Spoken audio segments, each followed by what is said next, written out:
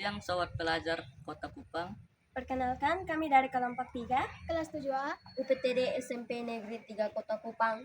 pada mata pelajaran Bahasa Indonesia, Materi berita, kami akan mereportase berita seputar Kota Kupang. Sebelum itu, perkenalkan nama kami. Saya Gerald, saya Yosia, saya Valerin, saya Owel, saya Kevin, saya Fiona. Saya Yabes. Kami akan mereportasikan kami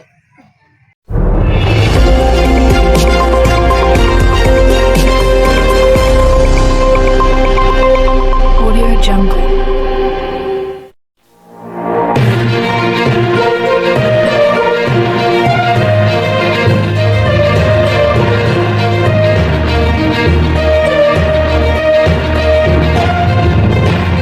Bagi pemirsa, saya Geraldo Batu akan menemani pagi Anda selama 30 menit ke depan dengan berita terkini, terpercaya dan teraktual. Semuanya akan dikemas dalam acara liputan pelajar berkabar. Pemirsa, baru-baru ini Kota Kupang dihebohkan dengan penemuan puluhan gua pertahanan Jepang dalam Perang Dunia II yang ditemukan di Kampung Bone, Desa Baumata, Kecamatan Taibenu, Kabupaten Kupang. Berikut ini hasil liputan tentang benteng pertahanan bawah tanah pasukan Jepang. Liputan pelajar berkabar.com yang terdiri dari sekelompok pelajar SMP kelas 7 melakukan liputan jurnalistik tentang temuan puluhan gua pertahanan pasukan Jepang dalam Perang Dunia II di Kampung Bonen, Desa Baumata, Kecamatan Taibenu, Kabupaten Kupang. Dalam liputan ini, mereka menuturkan tentang benteng pertahanan bawah tanah pasukan Jepang yang terbesar di Indonesia. Cerita ini berawal dari penugasan oleh guru mereka, yakni Pak Daud Krolulu SPD, yang menugaskan mereka untuk menulis sebuah berita serta menginformasikannya kembali berdasarkan objek atau peristiwa yang telah diliput oleh mereka. Dalam penugasan ini, pada mata pelajaran Bahasa Indonesia, pada materi menulis berita, mereka mulai mencari-cari objek apa yang akan mereka aktualkan bagi masyarakat. Berawal dari cerita guru mereka yang juga menyentil kisahnya bersama seorang pendeta, yakni Pendeta Ibu Desi Agustina Liu Tatengkeng SSI MA, yang juga melayani di Gemit Misma Kampung Bonen Baumata. Demikian ungkap salah satu tim kelas 7A Yabes Liem kepada awak media. Dalam tuturannya, mereka mendapatkan cerita dari ibu pendeta yang langsung saja menyampaikan kepada guru mereka, "Bolehlah sesekali kakak membawa anak-anak ke sini untuk diedukasikan tentang sejarah yang ada di desa kami." Demikian tutur ibu pendeta kepada Pak Guru melalui ungkapan Yabes Liem, salah satu anggota tim liputan pelajar bercerita. Dari hasil penelusuran itu, mereka mengungkapkan kemungkinan gua-gua ini sebagai benteng pertahanan bawah tanah pasukan Jepang. Temuan ini dinilai memperkaya sejarah peran Pulau Timor dalam Perang Dunia II yang kurang mendapat perhatian serius oleh pemerintah daerah selama ini. Tepat pada tanggal 20 Februari tahun 2025, mereka memulai penelusuran puluhan gua warisan tentara Jepang di Kampung Bonen, Desa Baumata, Kabupaten Kupang, Provinsi Nusa Tenggara Timur. Lokasinya yang tidak jauh dari kota Kupang menjadi ibu kota Nusa Tenggara Timur. Hanya butuh waktu sekitar 30 menit, mereka menaiki roda 4 bersama salah satu anggota Tokijo dari arah Naikolan, tempat di mana sekolah mereka berada, yaitu UPTD SMP Negeri 3 Kota Kupang, untuk sampai di sana. Perjalanan perdana mereka, tim liputan pelajar berkabar.com, membutuhkan kesabaran untuk mencari sejumlah informasi terkait letak gua Jepang tersebut. Beberapa kali mereka bertanya pada warga yang dijumpai mereka di tengah perjalanan tentang keberadaan gua Jepang ini. Puji Tuhan, bagaikan gayung bersambut, sebuah jawaban membawakan mereka untuk berjumpa langsung dengan Ketua Majelis Jemaat Mispa Bonen di rumah pelayan. Namun perjalanan yang berkelok ditemani jalan berlubang sangat memacu adrenalin mereka. Tidak sampai di situ, jarak tempuh dari cabang masuk sekitar 2 km membuat mereka merasa lelah dan letih. Namun, lelah mereka juga tidak terbantahkan karena akses ke sana yang tidak sesuai dengan ekspektasi mereka.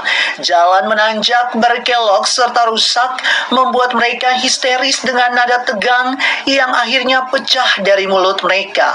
Kini semuanya terbayar saat mereka disambut hangat oleh beberapa pemuda gereja dan juga suami dari ibu pendeta, yaitu Bapak Daniel Liu STH.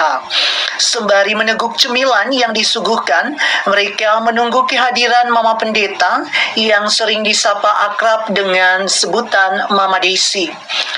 Mereka kembali dibuat terpukau dengan alur cerita sejarah gua peninggalan Jepang yang dituturkan secara jelas dan rinci oleh Pak Daniel Liu STH. Dalam tuturan yang alot, Pak Daniel juga menginformasikan semuanya berbekal riset dan data, sehingga Pak Dani membuat suatu analisa terkait mengapa Jepang memilih Kampung Bonen dan bagaimana konstruksi di dalam gua berbeda-beda yang disesuaikan dengan kebutuhan Jepang saat itu. Tentunya hal ini membuat mereka makin penasaran untuk segera menelusuri gua yang disebut sebagai benteng pertahanan terbesar Jepang di Indonesia pada masa Perang Dunia II. Mereka diajak untuk menyusuri beberapa gua yang sudah lebih dahulu ditelusuri oleh Pak Dani beserta rombongan pemuda jemaat setempat. Bahkan mereka sudah mengidentifikasi dan memberikan nama sementara pada beberapa gua yang telah ditelusuri oleh jemaat Mispa sebelumnya. Penelusuran pertama mereka dimulai pada pukul 13.12 waktu setempat. Mereka memasuki penjara dan barak tahanan. Kondisinya yang gelap, lembab, dan dingin. Begitulah suasana gua saat pertama kali mereka masuk. Dengan nyala senter seadanya dari lampu pada handphone mereka mulai menelusuri lebih dalam lagi. Dan pada saat itu ironisnya hujan baru saja mengguyur wilayah tersebut sekitar 1 atau 2 jam yang lalu, sehingga membuat tanah sangat berlumpur dan sedikit berbahaya jika berada di musim penghujan tiba. Demikian ungkap salah satu siswa, Lawrence Healy. Jadi memang kami sangat tidak memperbolehkan para pengunjung untuk datang ke sini saat musim penghujan tiba. Seluruh aksesnya saya bersama jemaat berkontribusi untuk menutup aksesnya. Hal ini kami lakukan untuk mencegah terjadinya rawan kecelakaan yang bisa saja menimpa para pengunjung. Demikian imbuh Pak Daniel kepada tim pelajar.com. Selain itu, Pak Daniel Liu juga menambahkan bahwa kemegahan goa ini tidak terlepas dari tindakan Romusa yang dilakukan oleh tentara Jepang, di mana mereka memaksa masyarakat Rotendao dan masyarakat Amarasi untuk dikerahkan melakukan pekerjaan berat ini yang terjadi pada tahun 1942. Selain itu, berbekal data yang tim kami dapatkan dari Bapak Daniel Liu STH, ternyata sejarah goa ini dibangun berawal dari keberadaan kompleks markas Jepang di Kupang yang dilatar belakangi oleh serangan Jepang kepada koloni sekutu di negara Asia Pasifik. Demikian ungkap salah satu anggota pelajar.com yang diungkapkan oleh Kevin kepada tim awak media. Pendudukan Jepang di Pulau Timur diawali dengan mendaratnya pasukan dari pasukan divisi 38 di bawah pimpinan Letnan Jenderal Ito Takeo yang terjadi pada tanggal 20 Februari tahun 1942. Pasukan dari divisi 38 mendarat di Oepaha, kemudian berlanjut ke kota Kupang dan lapangan udara Penfui. Pasukan yang menyerang kota Kupang dan lapangan udara Penfui terdiri dari 2 batalion infanteri berjumlah 5.500 personil dan dikawal oleh 5 buah tank ringan tipe 94 Chanki. Setelah merebut kota Kupang dan lapangan udara Penfui dari pasukan sekutu yang terdiri dari Sparrow Force dari Australia dan Knil dari Belanda, pasukan Jepang lanjut memukul mundur rombongan pasukan sekutu ke Oesao. Pasukan Sparrow Force yang berjumlah 1.400 personil di bawah pimpinan Letnan Kolonel William Legat dan 500 serdadu Knil yang dipimpin oleh Letnan Kolonel Nico van Straten terpaksa mundur ke timur ke arah Camplong. Namun setelah mencapai Oesao, pasukan sekutu dihadang oleh pasukan penerjun Angkatan Laut Jepang dari Yokosuka Special Naval Landing Force yang dipimpin oleh Kaigun Takubetsu Riku Sentai. Setelah terkepung dan mengalami pertempuran sengit di Oesao, akhirnya pasukan sekutu menyerah kepada pasukan Jepang dan kemudian ditahan di Oesapa Besar dan selanjutnya dipindahkan ke Pulau Java dan Shanghai, Singapura. Pada bulan Agustus tahun 1942, pasukan dari Batalion 48 di bawah pimpinan Letnan Jenderal Yuitsu Tsushihashi mendarat di Kupang untuk menggantikan Divisi 38 serta melanjutkan untuk memburu sisa-sisa pasukan sekutu yang berada di Pulau Timur berjumlah sekitar 290 orang. Selain catatan sejarah, secara umum adapun bukti lain yang diperoleh mereka dari kesaksian masyarakat setempat oleh Ibu Pendeta Desi dan Pak Daniel yang berhasil merangkum dan kembali menuturkan masih memiliki memori yang berkaitan dengan keberadaan markas Jepang di Kampung Bonen. Data etnohistory ini kemudian dikumpulkan oleh pasangan Pendeta Otniel Daniel Liu bersama sang istrinya Pendeta Desi Agustina Liu Tatengkeng SSIMA. Salah satu data etni history yang diperoleh dari wawancara dengan Ibu Elizabeth Simoneno. Narasumber ini juga menuturkan dalam penjelasannya bahwa ayahnya dulu adalah seorang tentara Heiho yang pernah bercerita tentang gua di Kampung Bonen. Perempuan yang berusia 70 tahun ini yang dulunya guru yang mengajar di SD Impres Bonen menerangkan bahwa ayahnya dulu merupakan salah satu pekerja yang membangun kompleks markas ini. Para pemuda yang bekerja untuk membangun struktur bangunan di kawasan ini berasal dari kampung sekitar dan bahkan ada yang didatangkan dari desa Amarasi. Disebutkan juga bahwa para pekerja ini dipekerjakan tanpa diberi upah ataupun makanan oleh pasukan militer Jepang. Pekerja dari penduduk pribumi Nusa Tenggara Timur datang ke lokasi dengan bekal yang dibawa dari kampung atau rumah mereka masing-masing. Keterangan lanjutan lainnya juga didapatkan dari narasumber yang bernama Susana Lopo. Perempuan yang berusia 87 tahun ini adalah warga Kampung Bonen yang pada usia 8 tahun menjadi saksi mata tentara Jepang yang datang di Kampung Bonen tidur di bawah kawasan ini. Dalam memori narasumber, dapat diketahui bahwa para pekerja pribumi yang dipekerjakan untuk pembangunan markas di Kampung Bonen adalah pemuda yang berusia sekitar 20 tahun yang dibawa dari Pulau Rote yakni Ndao. Beliau ingat bahwa keluarga beliau sempat pindah dari Kampung Bonen untuk menghindari beberapa konflik dengan militer Jepang pada masa itu. Selain keterangan tersebut, terdapat narasumber lain yang bernama Saul Konis. Dalam tuturan laki-laki berusia 70 tahun ini, ia sempat mencelotehkan bahwa pada masa kecilnya sering bermain di bunker-bunker yang ada di Kampung Bonen. Dalam tuturan alotnya, orang tua beliau mengatakan bahwa bunker-bunker ini digali oleh penduduk dari Pulau Rote dan beberapa dari daerah Pulau Timur.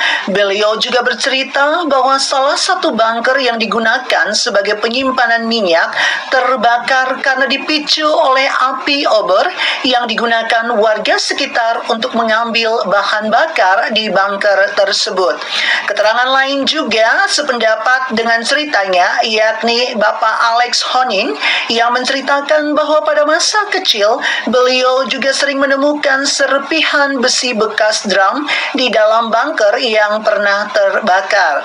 Serpihan itu kemudian dikumpulkan oleh warga lalu dijual ke pengepul hingga sampai di KD 2000-an. Dari data dan cerita yang dituturkan oleh beberapa tokoh memiliki pesan kepada Tuhan membuat mereka kembali untuk melakukan perjalanan. Sebagian dari mereka dikawal oleh salah satu anggota Tokijo lagi. Perjalanan tim pelajar.com yang dikawal oleh salah satu anggota tim Tokijo mulai dikawali dengan perjalanan kaki sembari melihat jarak setiap goa yang hanya 10 meter.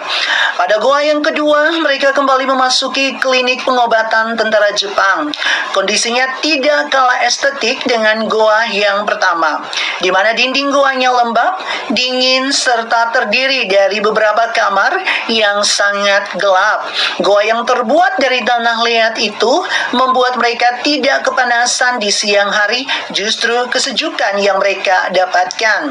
Demikian tuturan salah satu anggota pelajar berita.com. Selanjutnya, mereka terus berjalan diusik rasa penasaran yang akhirnya mereka tiba di goa ketiga, yaitu Goa Gudang Minyak. Di sana ditemukan ada beberapa bekas kebakaran yang diduga pernah terbakar pada tahun 1943. Dari data ini semakin kuat dengan adanya penelitian dari arkeolog dan pelestarian cagar budaya Bali dan Balai Provinsi yang semakin dalam mereka menelusurinya. Semakin dingin karena dinding yang lembab, dan kemudian mereka menyaksikan terdapat coretan-coretan dinding gua yang dicurigai sebagai huruf kanji Jepang. Tentunya memiliki arti bila diteliti lebih lanjut. Dinding yang lain bekas pahatan tanpa ada coretan berarti. Beberapa pahatan ditemukan di dinding gua saat mereka menyusuri lebih dalam. Padani juga menyebutkan sebagai tempat penyimpanan lampu atau obor saat itu. Semakin dalam menelusuri gua tersebut, mereka merasakan kesejukan yang teramat seperti menggunakan pendingin ruangan. Akar pohon tampak melintang di jalur lorong gua dan beberapa ekor kelelawar hendak berterbangan. Saat tiba ke gua yang mana pada bagian atasnya dijadikan sebagai pusat penyembahan kepada dewa matahari yang menurut kepercayaan mereka yaitu agama Shinto, lalu mereka melanjutkan perjalanan mereka yang mengharuskan dilakukan sambil jongkok karena pahatan gua yang begitu rendah, dan mereka melakukannya dengan cara menunduk, dan beberapa meter ke depan mereka terus berjalan hingga menemukan konstruksi gua yang lebih sempurna di penghujung gua. Mereka harus naik lagi melalui beberapa tingkatan yang lebih tinggi, namun tersedia beberapa anak tangga, dan ternyata beberapa anak tangga sudah terlihat alot dan longsor karena bermaterial tanah liat. Setelah itu, mereka kembali naik ke tingkat gua yang lebih tinggi yang mampu menembus ke Bukit Fatu Suba. Berakhir di atas Bukit Fatu Suba yang secara jelas di bagian barat menunjukkan wilayah laut dan bandara Lanut Penfui di Kupang, di bagian timur wilayah Australia. Menjadi masuk akal saat kenyataan itu terlihat, memaparkan secara tersirat akhirat mengapa Kampung Bonen dipilih Jepang sebagai benteng pertahanan mereka saat Perang Dunia II. Pemilihan lokasi yang strategis ini tidak lepas dari mata-mata tentara Jepang yang sudah lebih dari 10 tahun berada di Pulau Timur. Penelusuran ini menjadi perjalanan yang lebih berkesan karena mengunjungi beberapa gua dengan konstruksi-konstruksi yang unik. Tentunya ini berbeda dengan gua-gua lainnya.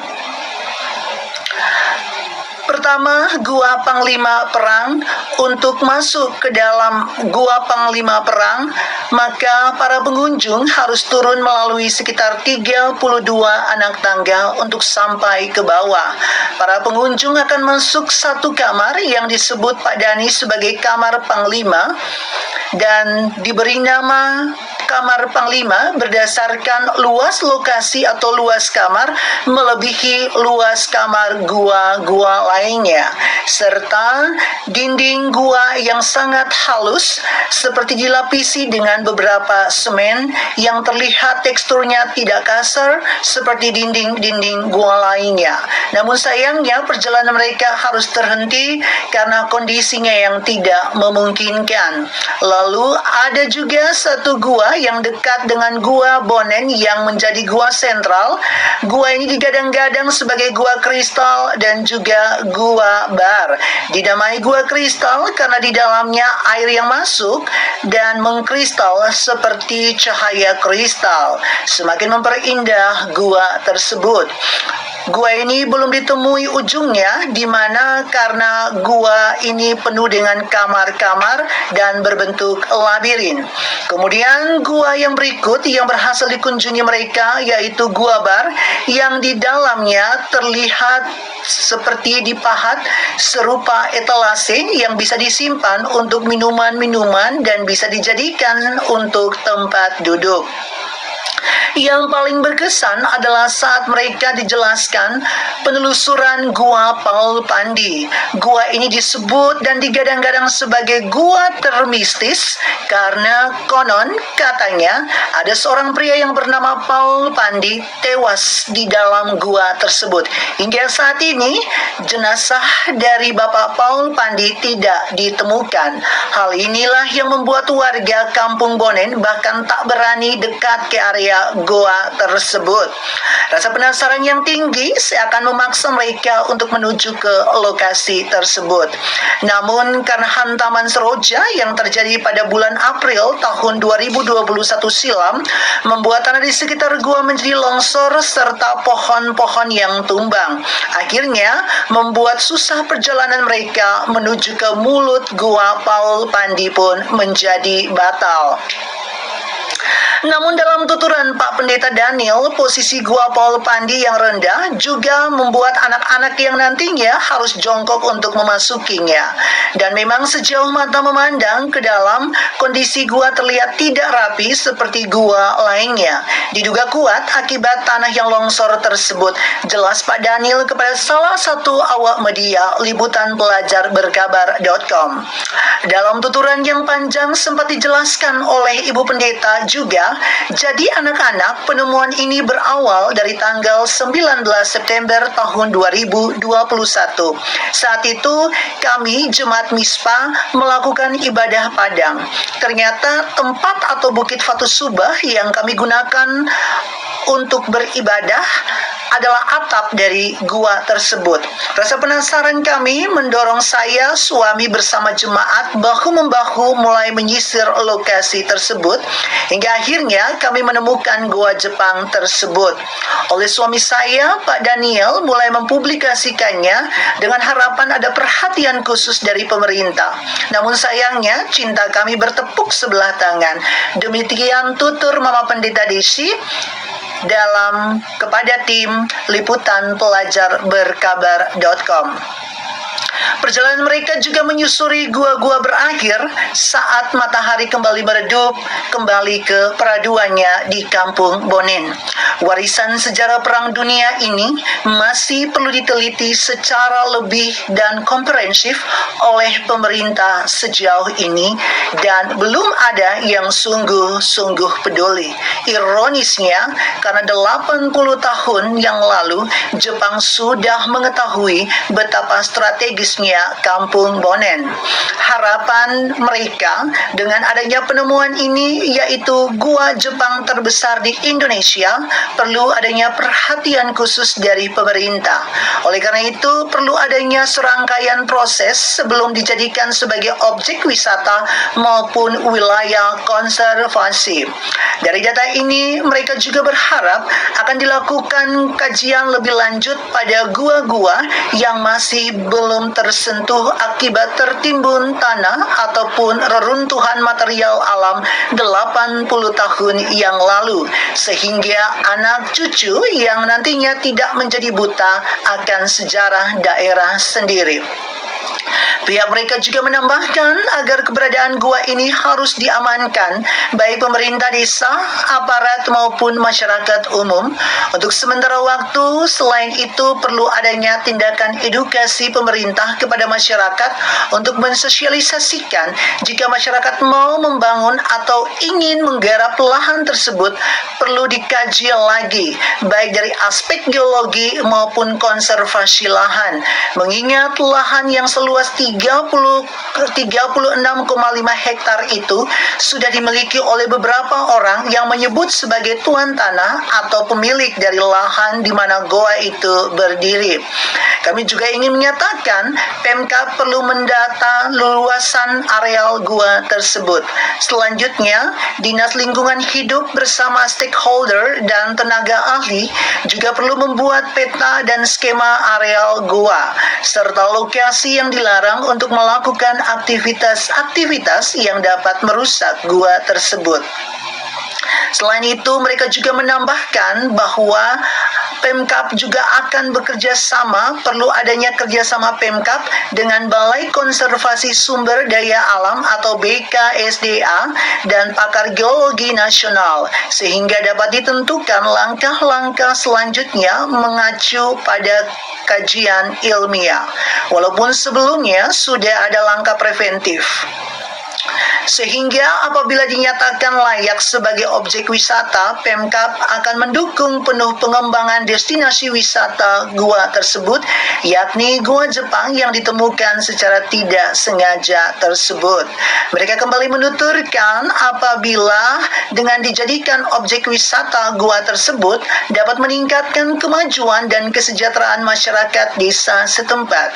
Selain menambah atau meningkatkan kesejahteraan masyarakat, penemuan ini juga sangat bernilai bagi pengetahuan arkeologi. Situs goa terbesar di Indonesia berusia 80 tahun ini menjadi bukti lompatan pengetahuan leluhur manusia sekaligus menjadi media pembelajaran kearifan lokal. Mereka sebagai pelajar berharap semua situs prasejarah yang ditemukan di goa-goa tetap lestari dan harmonis di alam.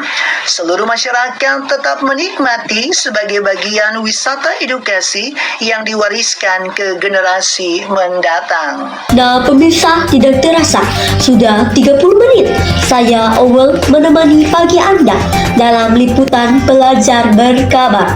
Semoga informasi tadi bermanfaat untuk menambah wawasan.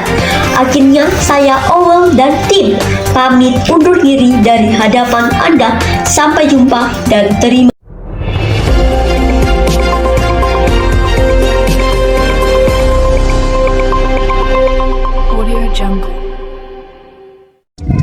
Demikian tugas kami. Semoga bermanfaat. Mohon maaf. Apabila ada tutur dan kata yang salah, Terima kasih. Shalom, salam sejahtera. Dan sampai jumpa.